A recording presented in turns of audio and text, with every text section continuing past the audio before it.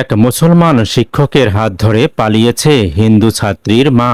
লালমনিরহাটের আজিদমারী উপজেলায় ছাত্রীর মাকে নিয়ে পালিয়েছে আলামিন নামের এক গৃহশিক্ষক। গত ২রা জুলাই লালমনিরহাটের আজিদমারী উপজেলার পলাশী ইউনিয়নের নামুরি এলাকায় চাঞ্চল্যকর এই ঘটনা ঘটেছে। গত শনিবার ৬ জুলাই সকালে পালিয়ে যাওয়া নারী কাকলি রানীর স্বামী অমল ভুইমালী থানায় একটি সাধারণ ডায়েরি করেছেন। অভিযুক্ত প্রাইভেট শিক্ষক আলামিন উপজেলার পলাশী ইউনিয়নের মদনপুর সবজি বাজার এলাকার ওসমান আলীর ছেলে। জানা গেছে, আলামিন নামের ওই শিক্ষক অমল ভুইমালীর ২য় শ্রেণীর পড়ুয়া শিশুকন্যাকে প্রাইভেট পড়াতেন। এ সময় অমল ভুইমালীর স্ত্রীর সঙ্গে পরকীয়া সম্পর্কে জড়িয়ে পড়েন অভিযুক্ত ওই শিক্ষক আলামিন। বিষয়টি টের পেয়ে ভুক্তভোগী অমল ভুইমালী গত ২ সপ্তাহ আগেই ওই শিক্ষককে পড়াতে নিষেধ করেছিলেন। এরপর গত ২রা জুলাই সন্ধ্যার পরে অভিযুক্ত শিক্ষক আলামিনের সঙ্গে পালিয়ে যায় কাকলি রানী।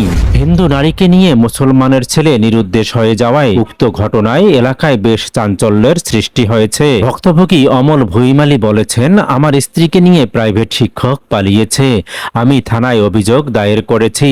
যাওয়ার সময় আমার টাকা পয়সা, স্বর্ণ অলংকার সবকিছু নিয়ে পালিয়ে গেছে।